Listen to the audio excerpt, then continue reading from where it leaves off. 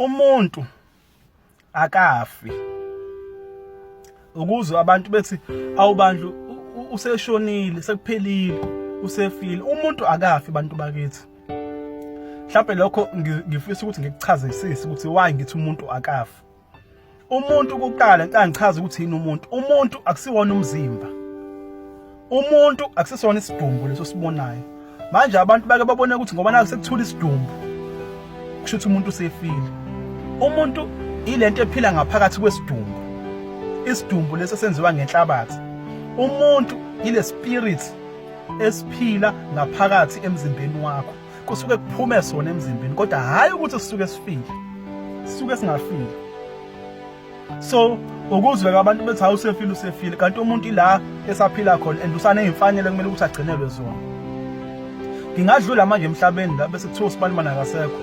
Uthola ukuthi umzimba wami la yini engasekho? Ispirit esiphumile emzimbeni. Umzimba usuhlukene wodwa, ispirit sesihlukene sodwa eceleni.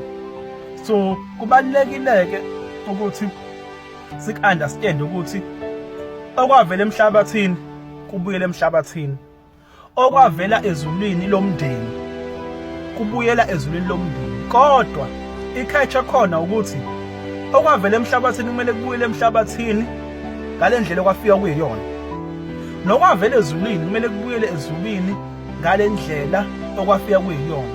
Sometimes abantu basemakithi abadlulayo emhlabeni bese siyabakhohlwa thina sithi awusefile usefile. Sometimes labo bantu kuyenzeka uthola ukuthi uzothi usethi uyabuyela emndenini kuthiwa thina asikwazi unenzondo nje.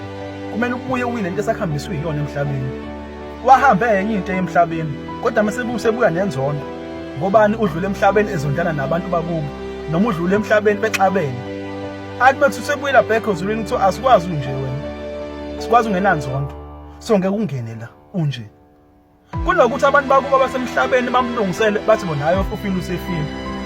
Usefile nje sekuright. So into ayenzayo kube sebuyela back emhlabeni ayombatha omunye umzimba. Ngobani ispirit sidinga umzimba esizombatha. Asihlale ezihlahleni. Kungaba ispirit esihle, kungaba ispirit esimbi, kungaba ispirit esiholi noma umoya engcwele. Sidinga umzimba esizo-occupy. So bese kuyina back ayombatha abantu umuntu ophilayo bese kuvuka umunye umuntu lapha ekhaya onenhliziyo. Uthola ukuthi nangu omunye wadlula emhlabeni ethakatha. Athi usuyabuyela ezulwini lomndeni uthi asikwazi uthakatha thina uphatha imithi nani sikwazi ukwenza lonke lo. Buyele emuva la uvela khona. Ungeke ungene la lapha until uyilungise lento oyiyona. So kunokuthi abantu bakubamlungisele bamane bathi hayi ufile usefile. So into azoyenza uzobuyela emuva ayombatha omunye umzimba lapha emndenini. Bese kuvuka omunye umthakathi futhi. Mawukuthi wadlula emhlabeni ephatha izikhwama.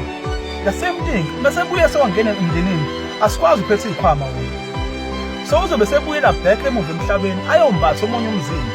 Nakhona futhi uzovuka omunye umuntu ophatha izikhwama. So lento izolokhu iqhubeka ngoba abayilungisa abantu bathi ofile usefile. Kodwa lokho idala inkinga. Okunye uthola ukuthi niyoze nimbulala umuntu uthi ayo umthakathi lo. Nimshaya ngenhlamvu nimbulala kanti umbathwe umoya wale ekhaya ongalungisiwe. Futhi noma ningambulala uzovuka omunye umthakathi futhi khona la ekhaya.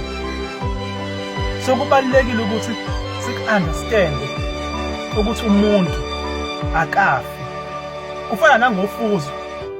Uthola ukuthi omunye umuntu kuzothiwa lengane ifuzo sibanibani ngoba vele imbatho umoya wakhe vele. Sometimes kuyaba umoya omuhle, sometimes kuyaba umoya omubi. Ispirit simbatha umzimba. Umuntu akafi. Umuntu kunezinto ezimvimbayo ezingafunakali kwelizayo ekumele ukuthi umuntu alungiselwe zona umuntu osemhlabeni. Umuntu osengasekho uyafana nomuntu osejele. Musejele awukwazi ukwenza lutho. Udependele kumuntu ongaphandle ukuthi akukhulumele nommeli ahamba ukuthathela icala wena ukwazi ukwenza lutho nje wena. The same goes for umuntu osedlulile emhlabeni bese bethi abantu awusefile right. Kanti la qala khona inkinga. Nibone izingane zezondana, nibone izingane zidakwa nje zimbathwe abantu abadlule emhlabeni ebangalungisanga ngendlela okuyiyona. Zimbathwe labo bantu la. Ake ngenze ngeexample kaNkulunkulu. Into eyadala ukuthi uJesu bangamboni kwaIsrael ingoba abantu babazi ukuthi umuntu isidumbu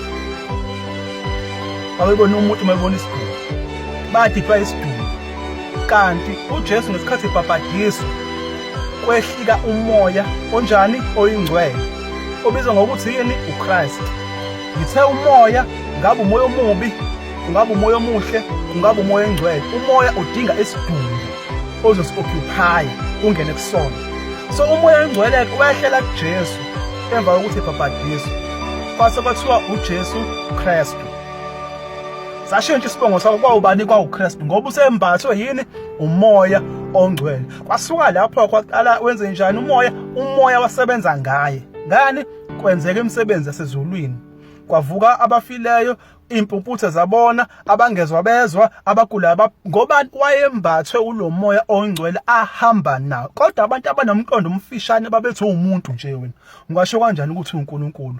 Uyadla nje, uyalala, wena sikhule nawe silusa, sakushaya, washaya nathi. Ungasho kanjani ukuthi uNkulunkulu? Ubabakho siyamazi ubebaza amabhokisi. Ubebaza amabhokisi. Ungasho kanjani ukuthi uNkulunkulu? Bafeyile ukunderstand ukuthi umoya uhlala kumuntu. Umoya oyingcwele wona lo owenza imanga okuthiwa uKristu. Umuntu umbathwa umoya. So kubalulekile nathi si understand ukuthi umuntu akafi and umuntu unezidingo adinga ukuthi alungiselelwe zona ukuze ezoba ithonga, ngoba ithonga nedlozi into ezimbili engafani. Idlozi aligeziwe, alilungiseliwe and alingenile la kumele ukuthi lingene khona, noma alikho ekhaya ngendlela eright. Kodwa ithonga lisuke sekuyidlozi eligeziwe and lisuke selihlele ekhaya emzini walo, lingenasico, selikhanyisa ekhaya, seliyingilosi. Ithonga ke lelo. Ngiyabonga.